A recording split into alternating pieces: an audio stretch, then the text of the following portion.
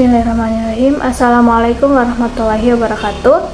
Perkenalkan, nama saya Lili Mardiah dengan NIM 220102003. Video kali ini saya akan mempresentasikan makalah saya dengan judul Kode Etik Hakim.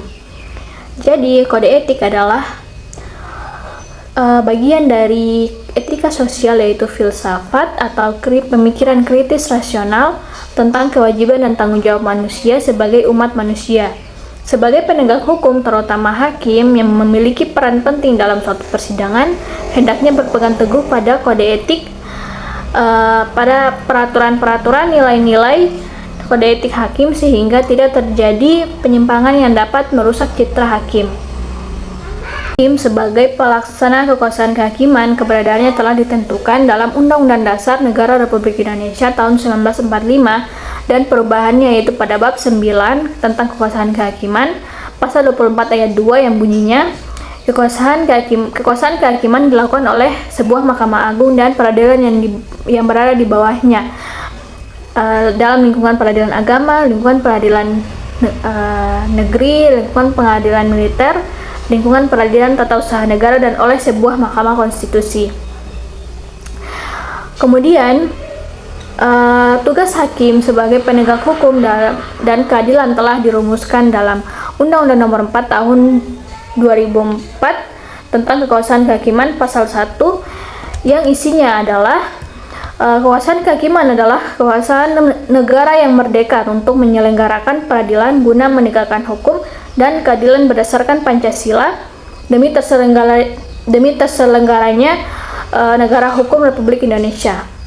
Demi tegaknya hukum dan keadilan, maka tugas pokok hakim disebutkan lebih lanjut dalam pasal-pasal berikut. Yang pertama, pasal 2 ayat 1, penyelenggara kekuasaan kehakiman tercantum dalam pasal 1, diserahkan kepada badan peradilan dan ditetapkan dengan undang-undang, dengan tugas pokok untuk menerima, memeriksa, mengadili, serta menyelesaikan setiap perkara yang diajukan kepadanya.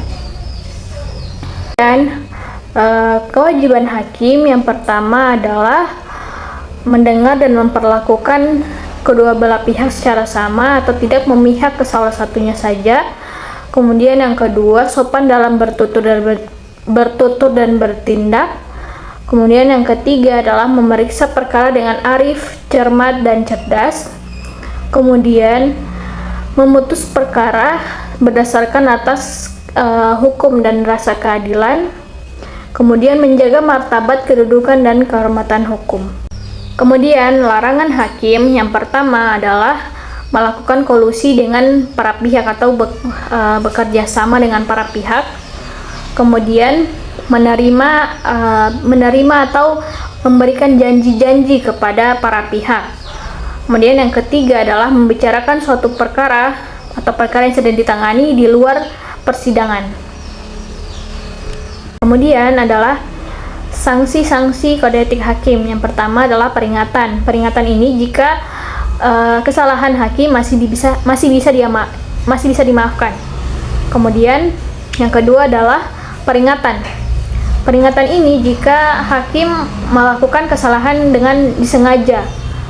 Kemudian yang ketiga adalah peringatan keras, yaitu jika kesalahan yang hakim buat itu dilakukan berulang-ulang. Kemudian yang keempat adalah pemberhentian sementara.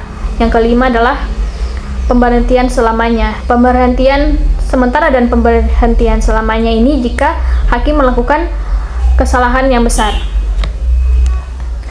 Kemudian kode etik hakim diatur dalam keputusan bersama Ketua Mahkamah Agung dan Komisi Yudisial tentang kode etik dan perilaku pedoman hakim, menyebutkan bahwa 10 aturan perilaku hakim, yaitu yang pertama berperilaku adil, kemudian yang kedua berperilaku jujur, kemudian yang ketiga bersikap arif dan bijaksana, kemudian bersikap mandiri, menjaga integritas, bertanggung jawab, menjunjung tinggi harga diri, berdisiplin tinggi, kemudian berperilaku rendah hati, dan kemudian yang terakhir bersikap profesional. Mungkin itu saja pemaparan materi dari saya. Kurang dan lebihnya saya mohon maaf. Assalamualaikum warahmatullahi wabarakatuh.